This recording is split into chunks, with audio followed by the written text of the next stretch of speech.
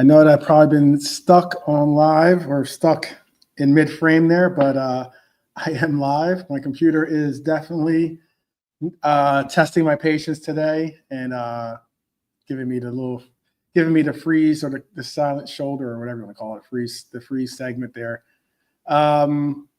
We are going to do a quick little preview of tomorrow's game. I have something to do this afternoon, so I'll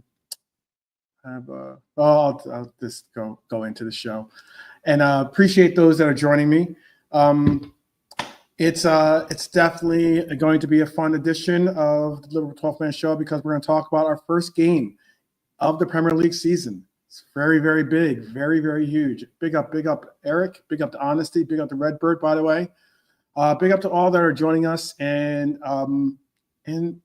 sharing a little bit of their insights or maybe just sitting back and enjoying the conversation.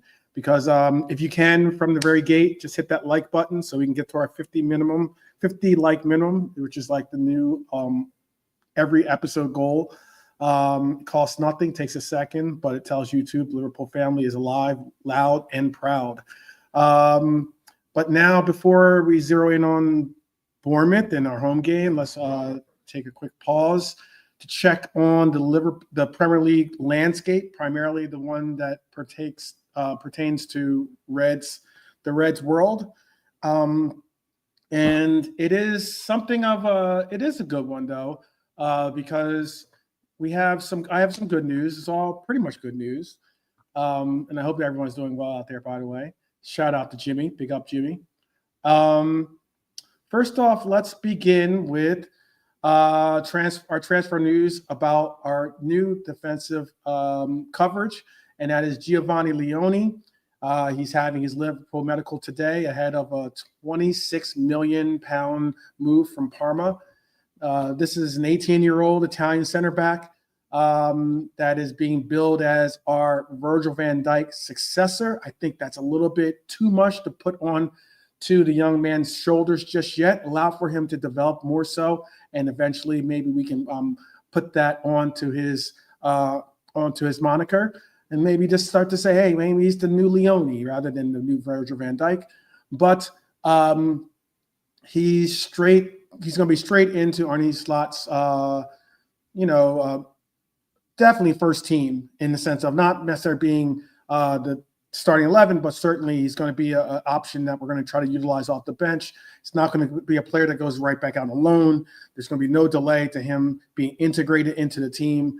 That says everything about how highly rated he is, and that also says everything about how important this acquisition was in us getting another center half. We're also weighing up a move for Marc Guehi still from Crystal Palace, so that I know that we have one down, but we should possibly get two center halves, at least what I would like to see, if not three, which could turn into one of the big headlines late in the window. Elsewhere, yesterday we watched, or some of us watched, a Spursy moment. Spurs had a 2-0 lead going into Super Cup and ended up losing, or going into the 86th or 7th minute of the Super Cup, ended up losing in penalties to PSG. And there was a particular player that got subbed on for PSG that I've rated for some time. And I've actually, if it's not Kubo, it's certainly this young man. Kubo's from Japan. This young man is from South Korea. He's 24 years old. His name is Kang-in. He has caught apparently the eye of a lot of Premier League clubs.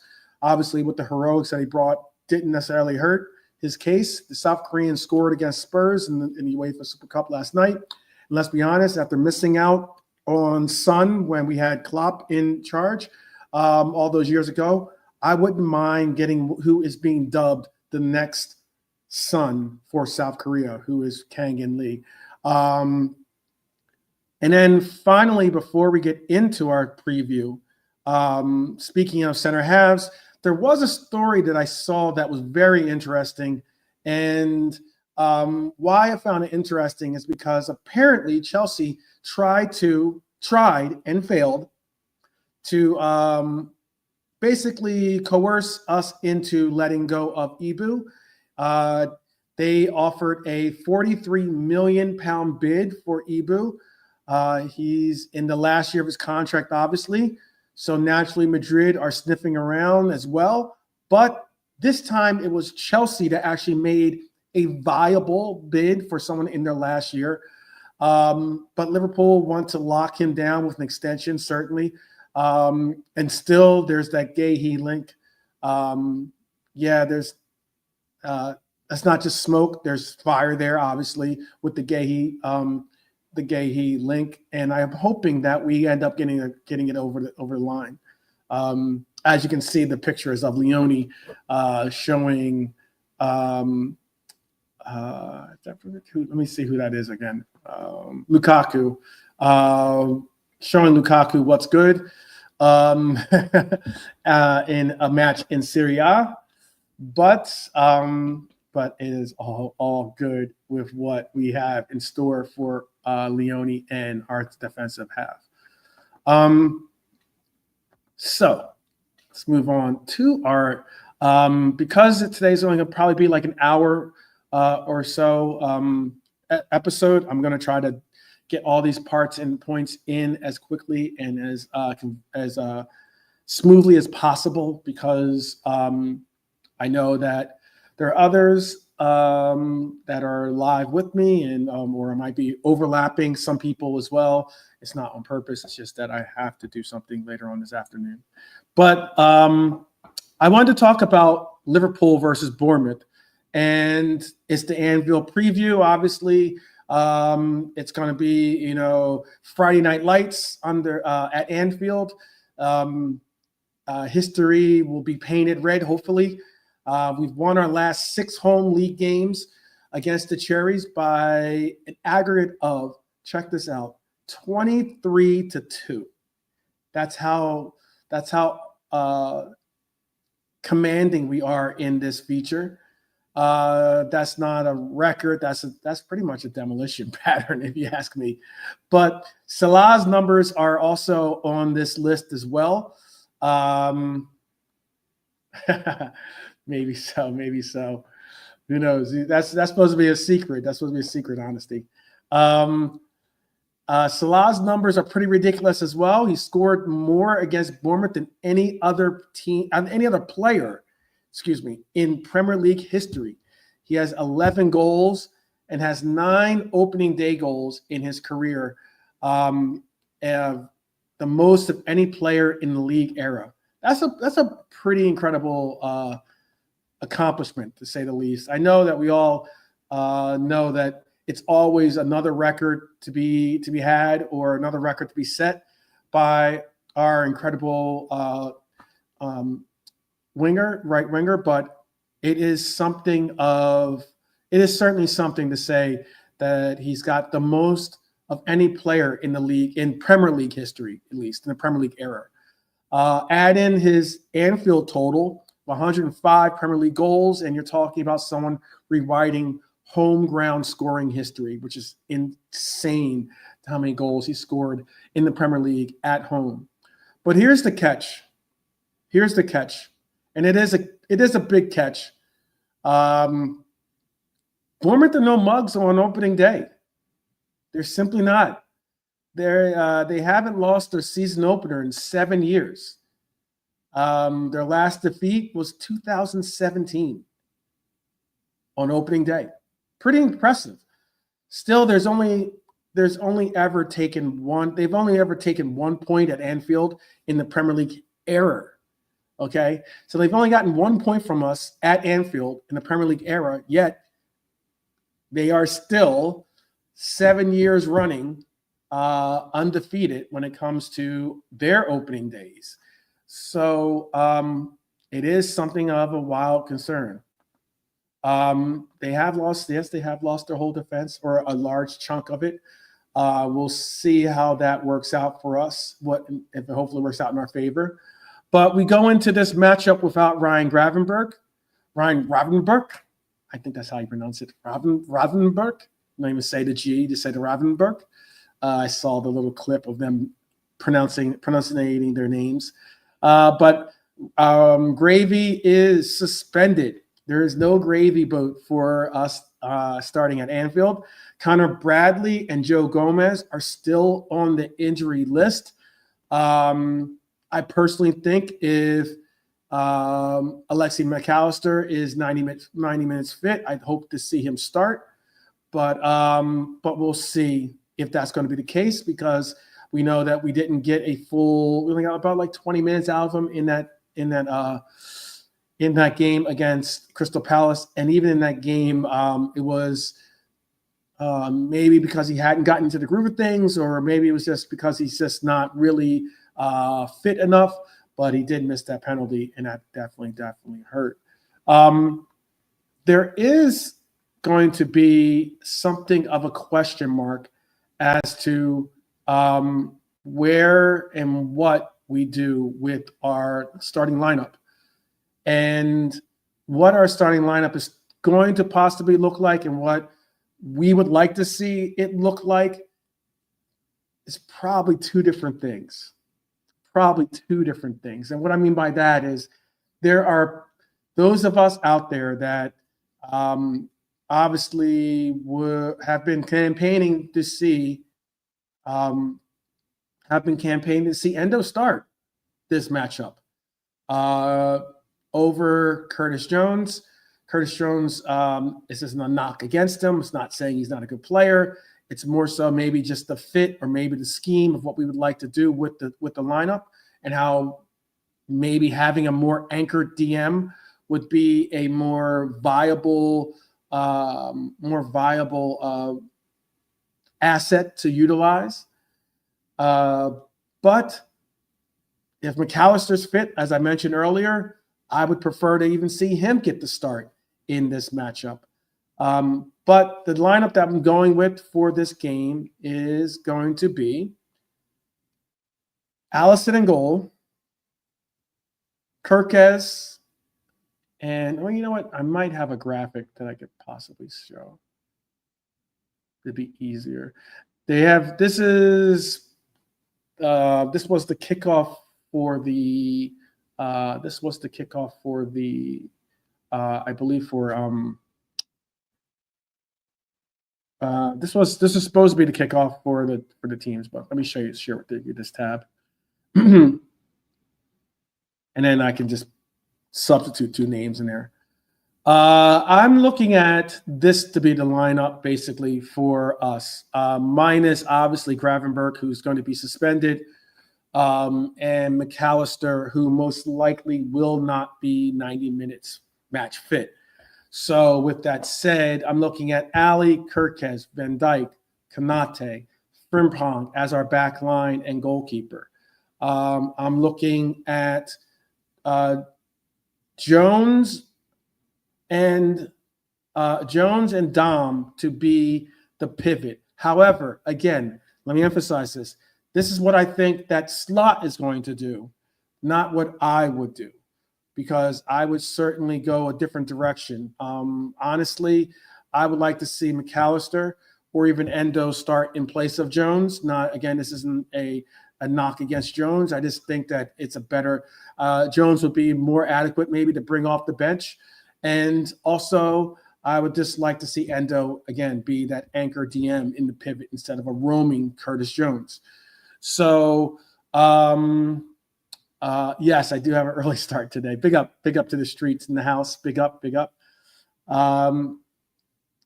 But again, that is if neither one of them will start, then obviously this would be somewhat closer to the lineup. Again, just substitute the pivots here with Dom and Curtis Jones in the pivot.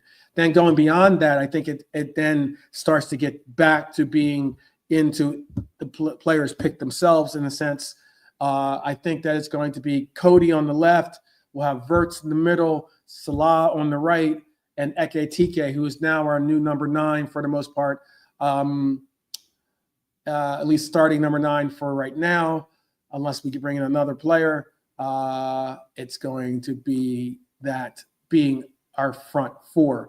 I know it doesn't necessarily work for a lot of people. That's why I did mention, to mention that it's not my personal choice either, to be honest with you.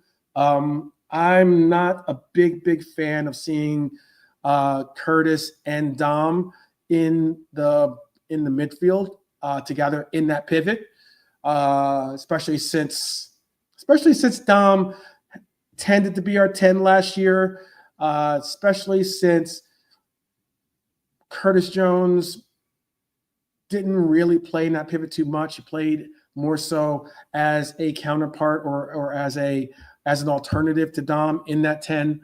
I still think that Curtis Jones can do work in the pivot. Don't get me wrong, but I just don't want to see a more offensive-minded player being positioned in that pivot for me.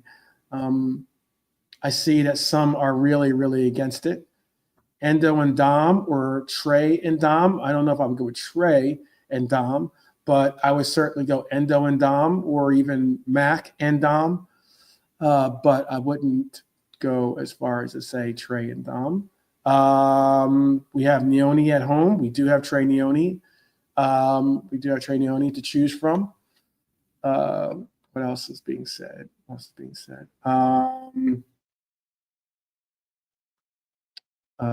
That's about all we're saying about this. What is your lineups then? Tell me what your lineups are. Again, the lineup that's on, technically it's on my right, but it's on my left if it's on screen. For Bournemouth, I know it's Bournemouth.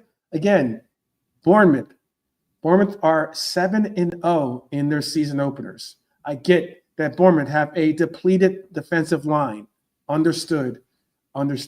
However, at the same moment,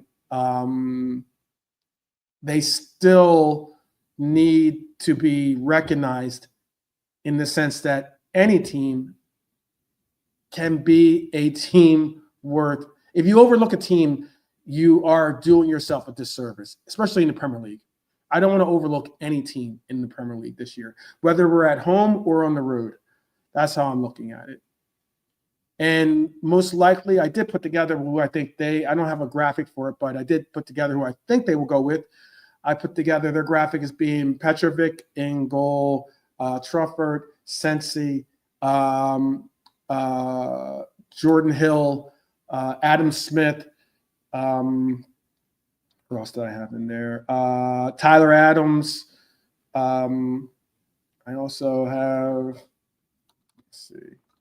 Trying to think of who else I had. Tyler Adams, Alex Scott, Otadro,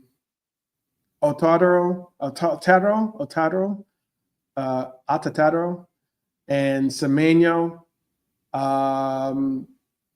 Tavernier, and up front is Evan Nielsen, a player that surprisingly I didn't think that many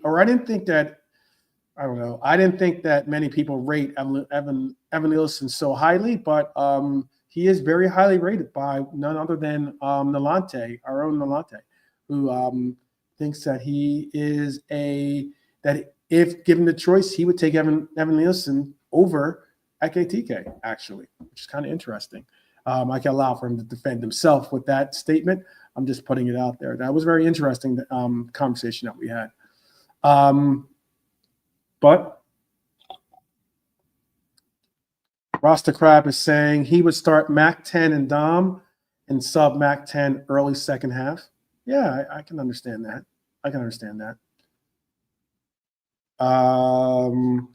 He's saying he would definitely rates Evan Nielsen. Okay. Good player, good young player. But again, it is something to look out for. I'd love to know if you are a little shy on giving me your predicted starting 11, then I'll ask this from you at least.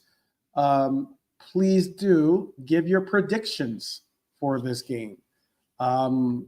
This is going to be one where we obviously christen the new season by walking through the doors and onto the pitch as defending champions. I can see that too, and that's why pretty much the Dom and Jones shout is pretty much the same thing as Crab is mentioning, which is starting 11 most likely to be the starting 11 for that we saw in the Community Shield. I'm not over the moon with that as well. Again, I think we could have made some different choices. I would have started Robbo. I did say Kirkez.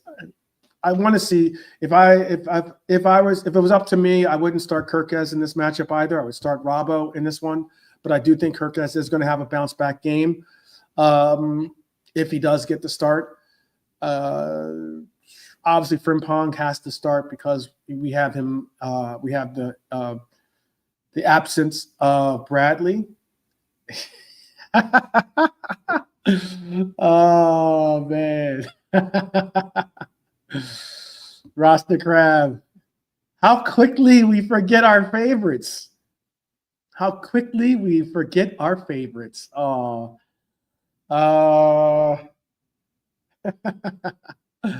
I don't have a problem with Robbo.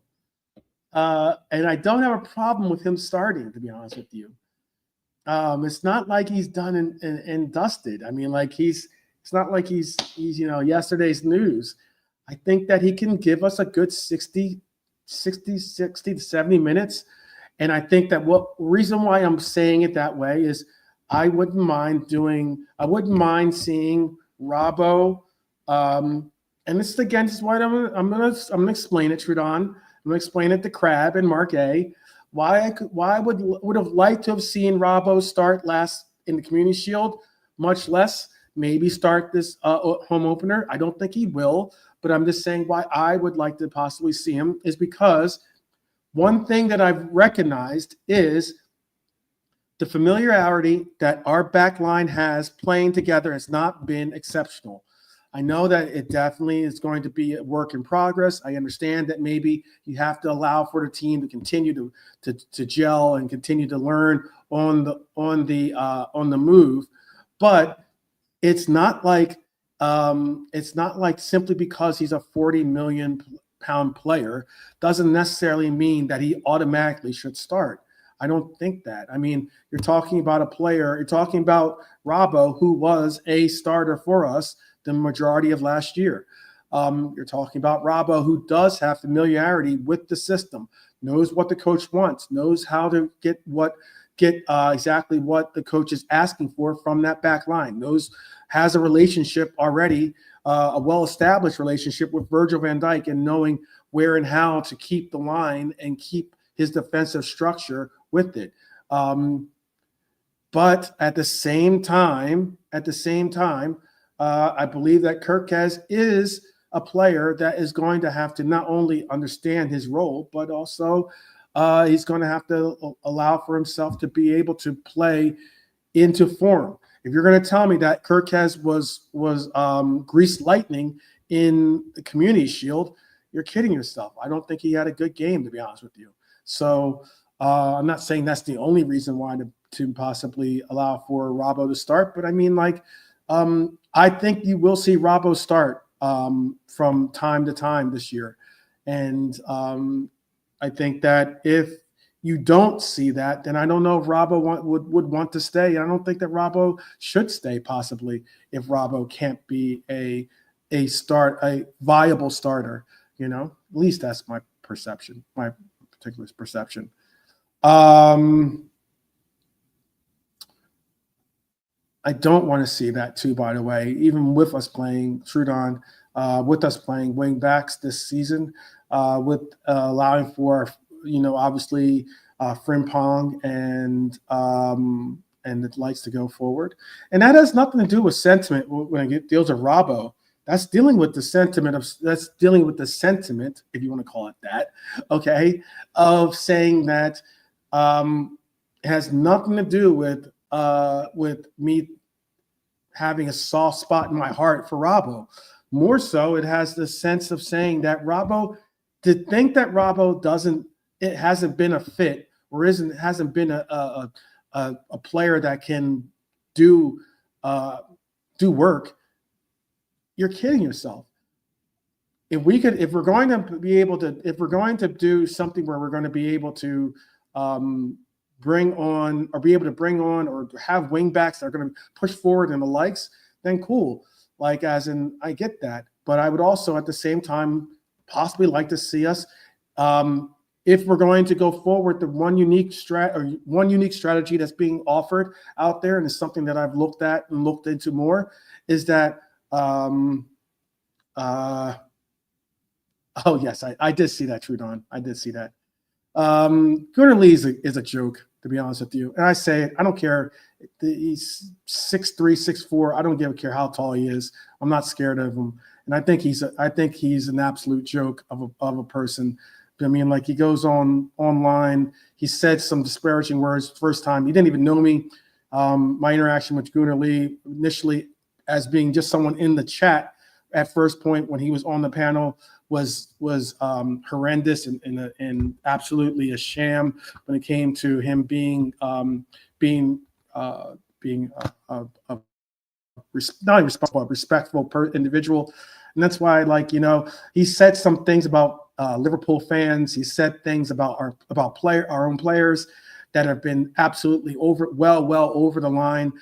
There's one thing that banter, but it's another thing for some of the takes that he's given. And that's why I think Gunnar Lee's a joke. And I'd say it online, and I'll say it to his face. I do not care. I'm not scared of that chump. So getting back to what I have to say. Yes, let's not get off topic. I know. Send the link. I didn't hear it. Oh, I got you. I will send a link, Crab. I'll text it to you in WhatsApp. Apparently, if you're not from England, you don't have a leg to stand on to talk about football. Apparently, only when it comes to speaking about football, and especially talking about the Premier League, only those that live in England can talk about the league. If you're if you're someone that's an international follower of the team, then you're in Gunnar Lee's words, you're a joke. So there you have it. I'll give you the links later on. Yes, that's exactly what he said, and that's why I was so adamant with me calling him a joker himself. Absolutely an absolute farce of a take. Yeah, so basically, by his logic, no one in England can talk about. Yeah, exactly. No one and it's not even. He doesn't even have his own channel. It's like he has his own. He was on this statement, and unfortunately, Daps kind of like helped push his statement even further. But it was on Never a Foul. I would normally, if I could, I would show the actual footage, but Never a Foul is very, very anal when it comes to being able to share their content. They'll give you copyright strikes if you try sharing their content. So I'm not going to go down that road. Just not gonna. It's not that important. And that's why I'm not going to list their link here. But if you do want to know it, then just reach out to me and I'll send it to you if you want to hear what he had to say. But getting back to topic and back to what I was saying about Robbo, again, it's very similar to what I believe is the reason why you can make an argument to say, well, why are you then saying, not about McAllister starting, but then you could obviously say, well, why are you pushing for Endo to start? Why are you pushing for Endo to start? And the reasons why I'm pushing for Endo is because I honestly think that I would like to see a more concentrated effort towards our defensive end, towards our defense, and being able to push out to a lead. And then I know this is maybe counter to what some people might think, but if you were to have Endo holding it down in the midfield, or as our DM, you can thus do what maybe Trudon or mentioned earlier, and that is you'll be able to have our wing backs or our right back and left back push forward and at least have Endo push, being like what I call an anchor DM, and basically rather than push forward and be a part of the attack, he'll be able to sit back and at least give us a center defender amongst Konaté and VVD. And thus you'll have at least three players in that back line to defend against counters, as opposed to having just two, which is what we've seen a lot of times when we do push up our wings, or when we push up with our right back and left back, you push up with more of those players that leave us open to those counters. Let me make sure I did see. Big up to the Unscripted Sports Show, by the way. I did see someone else put in a score prediction. Okay. I'm going to star your score predictions. I appreciate it. If you can, please do get your score predictions in. I'd love to see what you think is going to happen. If you can, put in your scorer predictions as well. Let's see.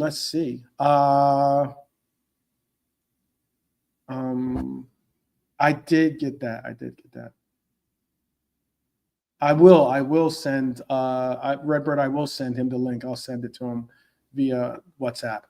But I think I got your looks like no, he's keeping his scores.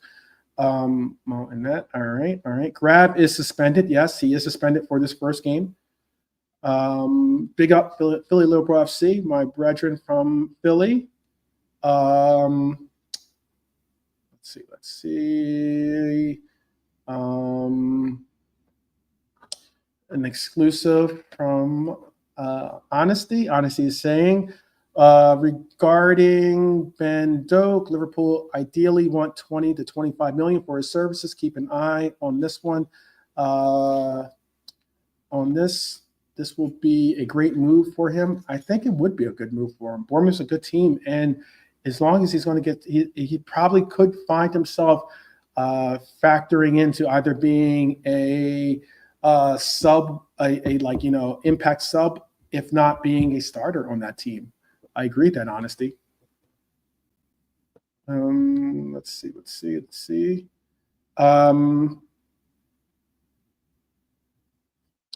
Okay, Honesty has a question.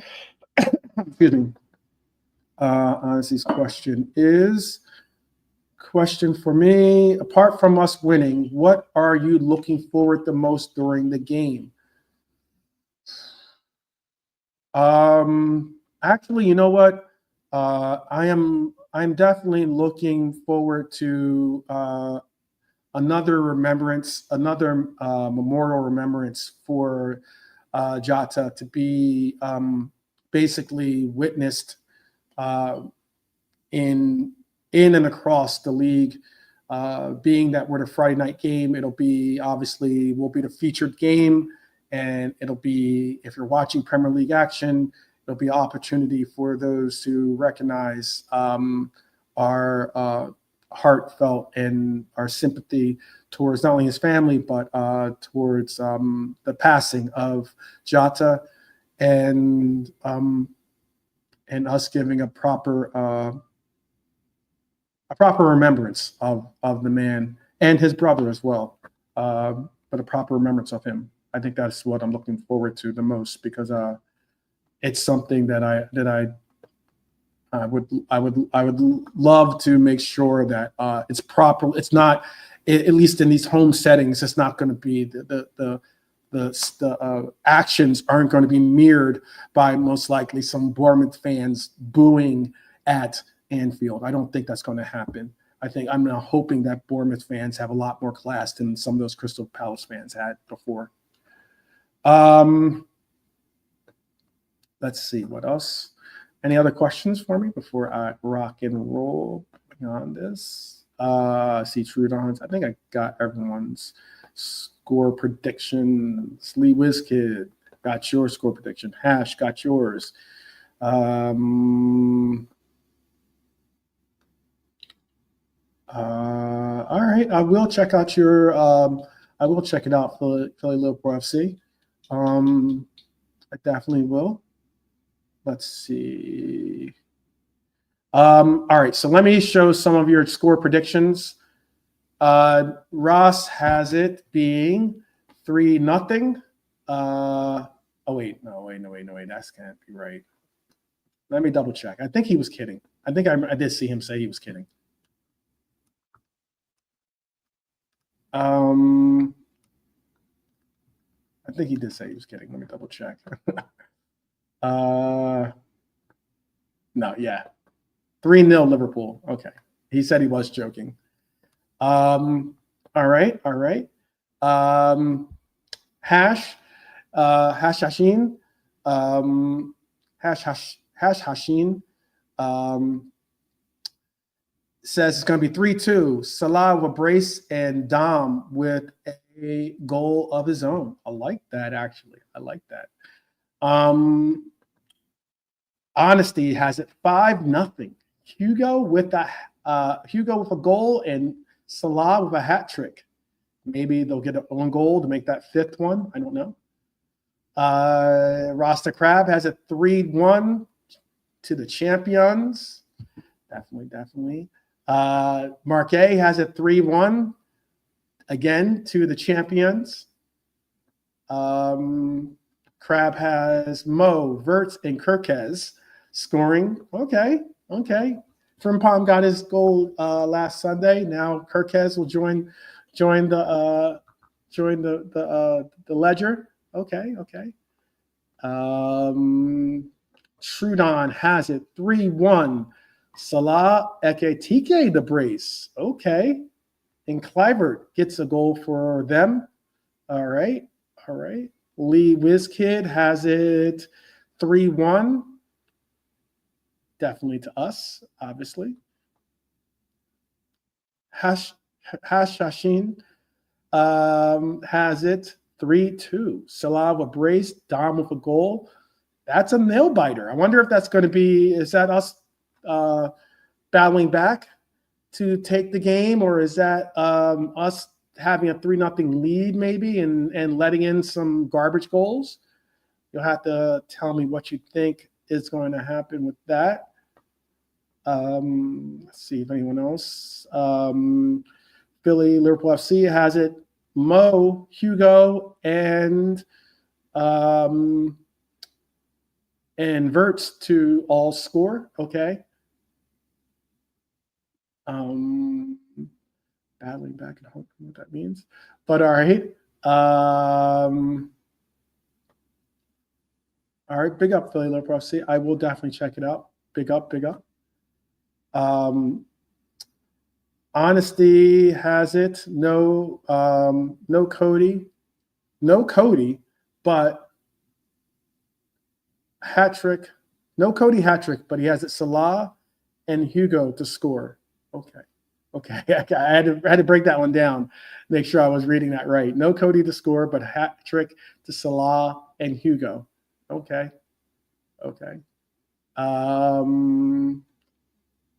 Geez, I have it 3-1 myself. Liverpool to score, hopefully the opening goal from Dom. Salah will score on opening day. That's just what he does. And, you meant Cody will score a hat trick. Okay, Salah and Hugo. Got you, honesty. Let me put that up there so people can see. But I have Salah scoring a goal. I have Dom scoring a goal, and I have Verts making an announcement. Via goal this Friday, as we shake off that Community Shield rust. Hopefully we can do that. I have a fun one because we're gonna again. This episode's going to be just it's my Funkmaster Flex version. For those of those that know about the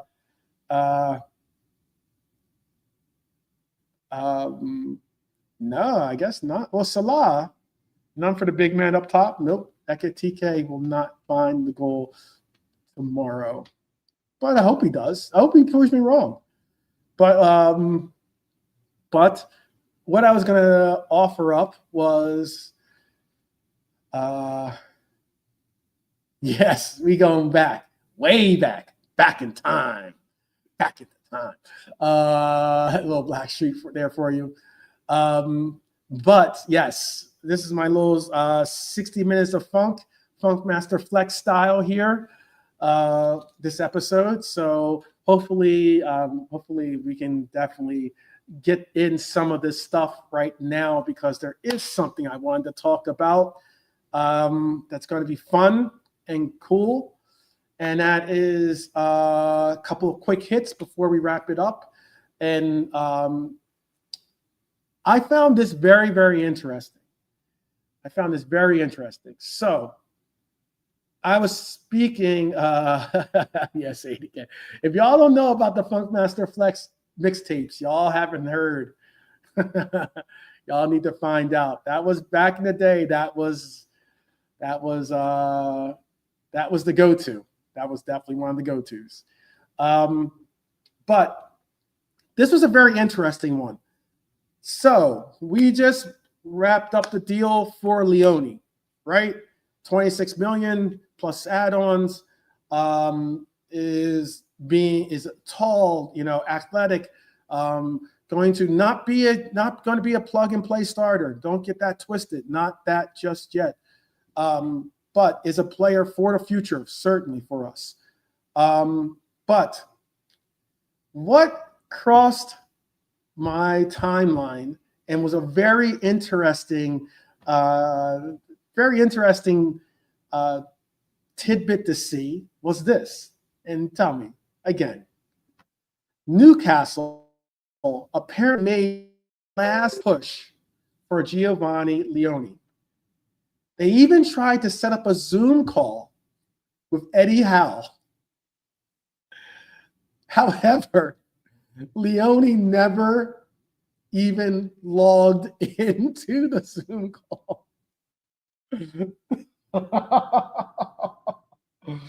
That's cold. That's cold.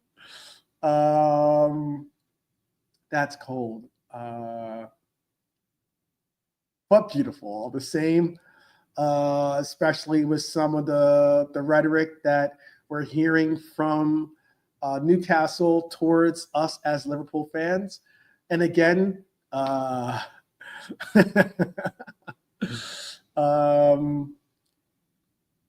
man, that's pretty bad. But again, hey, what am I going to say? These, I'm just telling you, I'm just relaying what's happening in the world for you out there, so you can laugh with me. That's harsh.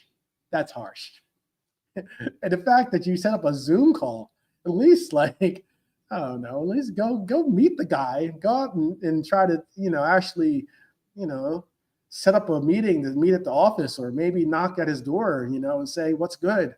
I brought cookies or something. I don't know, but it's funny. Another one that I wanted to put out there, and this is most likely not exactly what he said, because I doubt Thomas Frank would say something like this. But apparently he did state this comment, and that is this: the former Brentford boss, now Spurs boss, Thomas Frank, had a cheeky little comment after losing to PSG. You got to tell me if this is right or if this is wrong. If this is what he did say, allegedly, I'll put the allegedly because I didn't physically see him actually say this. I only saw this via Twitter. And that was apparently Thomas Frank said when asked about losing, he said, quote, "Look, the last manager who won a trophy here got sacked. I don't want to make the same mistake."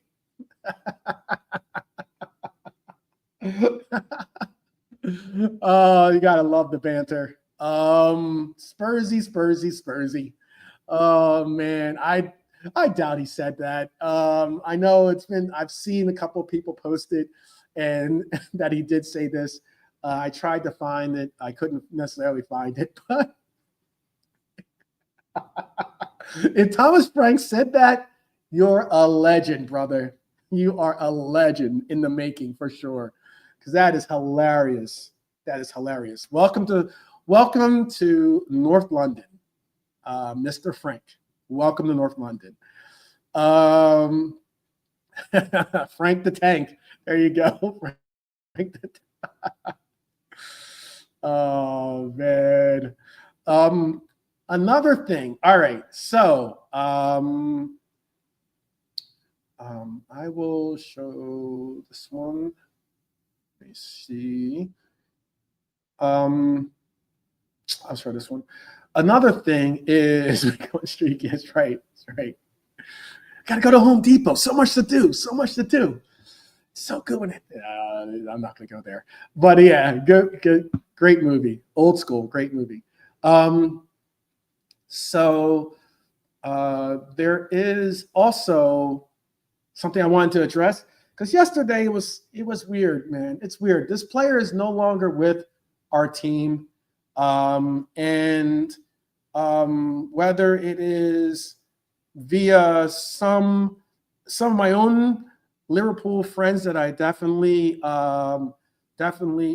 rate and appreciate and big up all the time.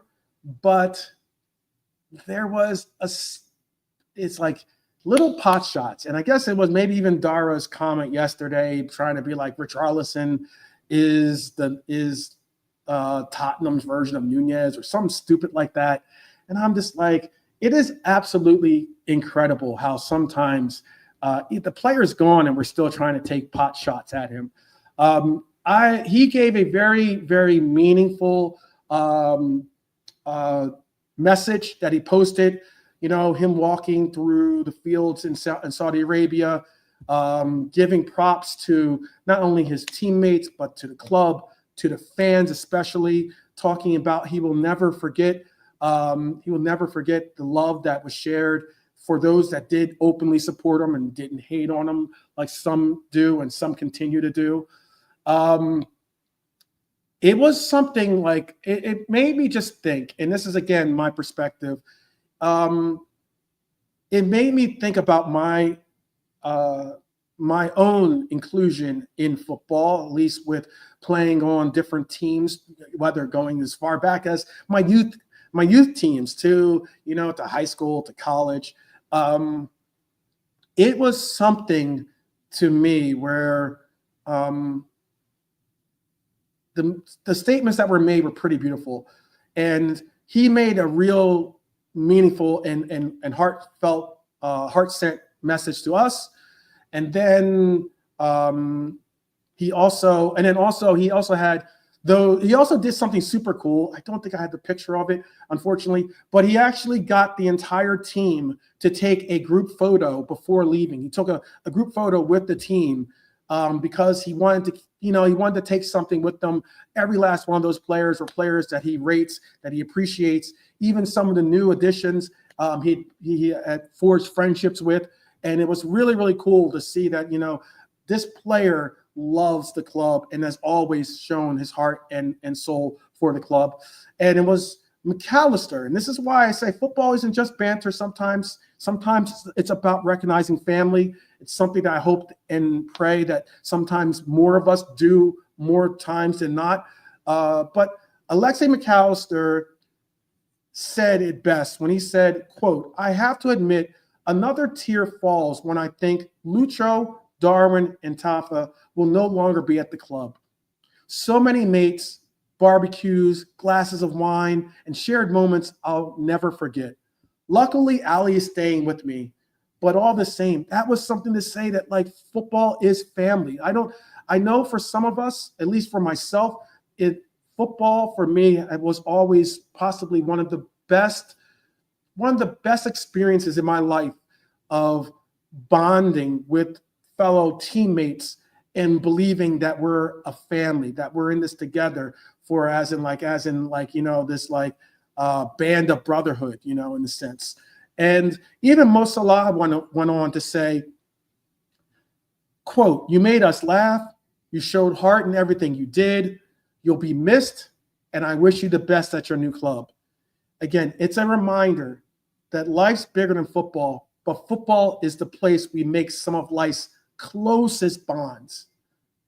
And that's something that, banter alone, I get it. When we're doing banter against rivals, fantastic. But for some of our players, especially the ones that contribute, especially the ones that give their all, especially the ones that represent the badge to the fullest at all times, I say respect to them, respect to those that recognize those things. And I also honestly do abhor when I see people basically take pot shots at our own. And it really, really gets under my crawl when I see that happen. And sometimes it's, some of your closest friends and everything else. But it is something that I really do find abhorrible. I always say, like, if there's anyone that you need to pick up and you need to say the whole "my brother, he's not heavy" concept, that is each other in this fan base, and along with those that play for our team, those that represent our club.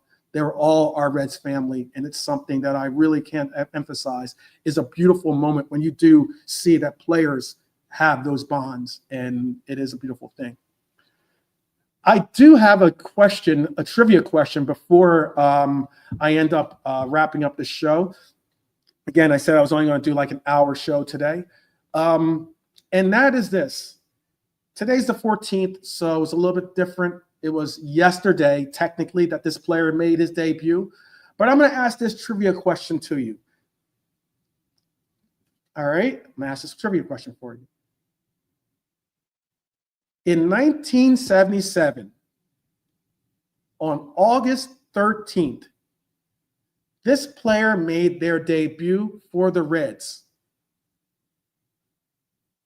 Who is he? I want to see if you guys can give me that little trivia before we bounce. I'll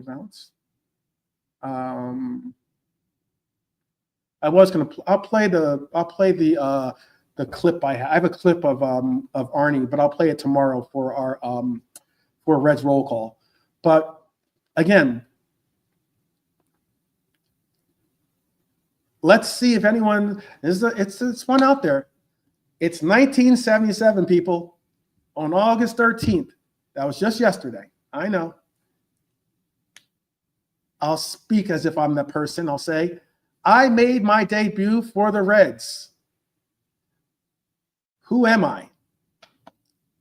Who am I? Who is the player that on August 13th, 1977, made his debut for the Reds? I'm looking to see if we have some that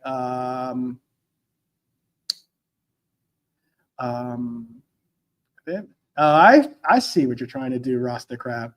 So is Trent still family? Oof. It's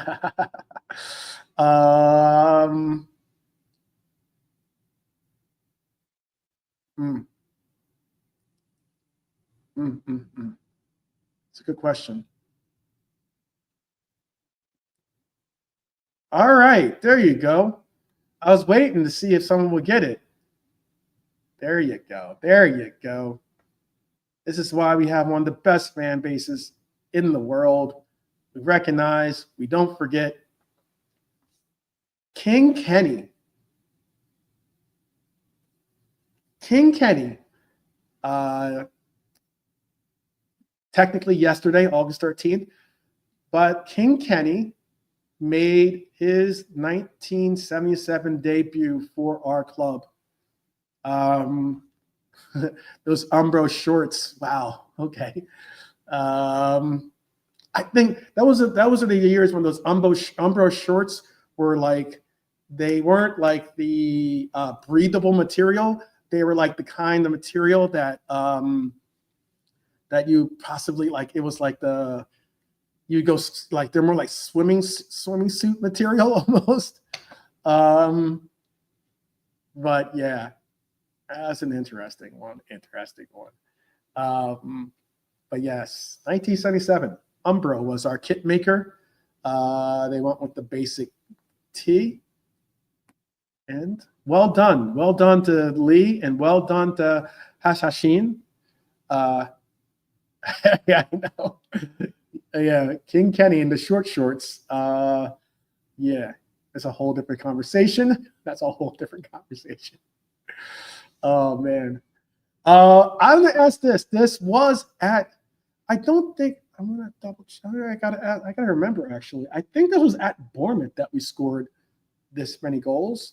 But how many of those do you remember to August 27th? Another 7 again.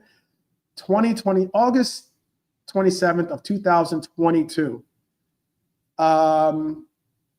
August 27th, 2022.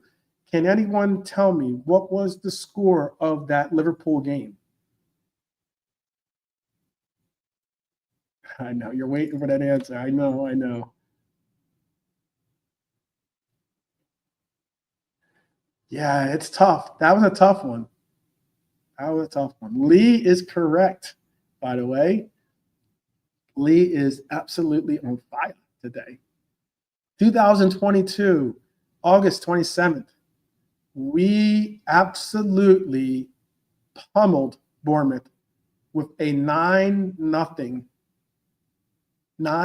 game.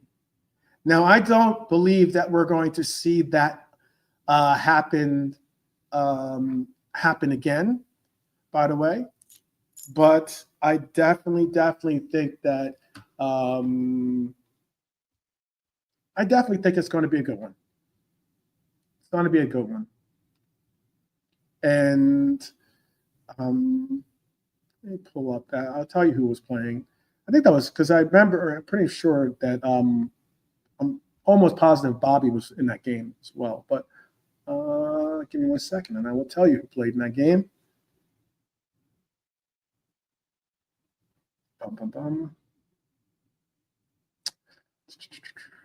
Matches. It was so long ago. Going to the way back. Yeah, Bobby, because Bobby had a hat trick, I think, in that game. I want to say Bobby had a hat trick, right? Can you guys help me out here? Did Bobby have a hat trick in that game?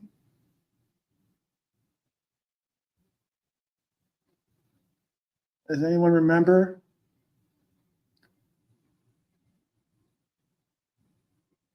Does anyone remember? I think Bobby had a hat trick in that game. I'm looking at the scores here. Lucho opened up. Bobby had the assist. And, oh, my goodness. Holy crap. Bobby was on fire. I'm surprised he didn't get a 10. You know how sometimes they give, like, the ratings? He had a 9.7 rating in this game. There's absolutely had to have been a 10 for this guy. So Lucho opened up. Guess who had the assist? Bobby.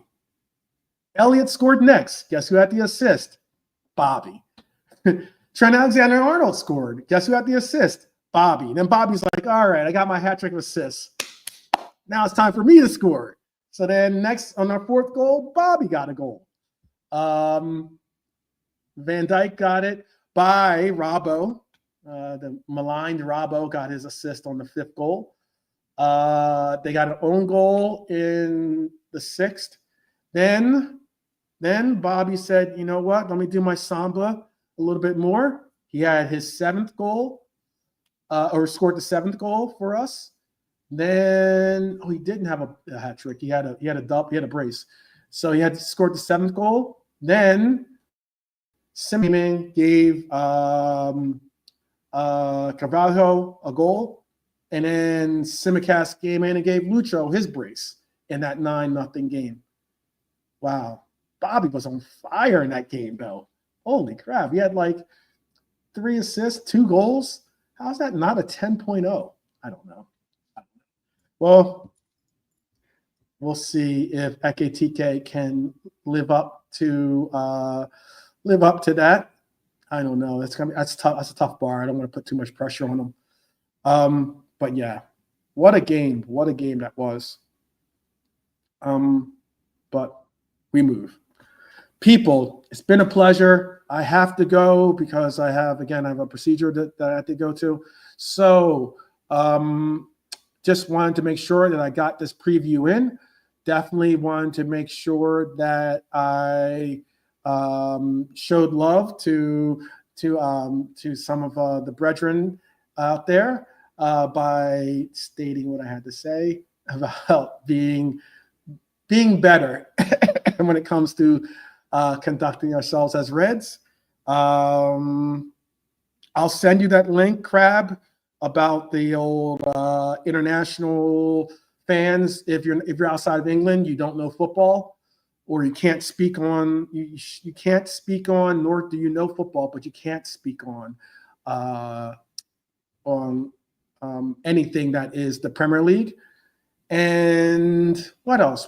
Tomorrow we'll be doing Reds roll call. Please be a part of that. It's always a pleasure to see each and every one of you. I hope that you guys have an amazing Thursday and lead into this game. But I'll be able to hopefully see you guys tomorrow and get an opportunity to talk to you in person tomorrow. So I wish you all the best. And as always, my friends and family, up the Reds. Up the Reds. Even to Trent Alexander-Arnold. Up the Reds. All right. Peace.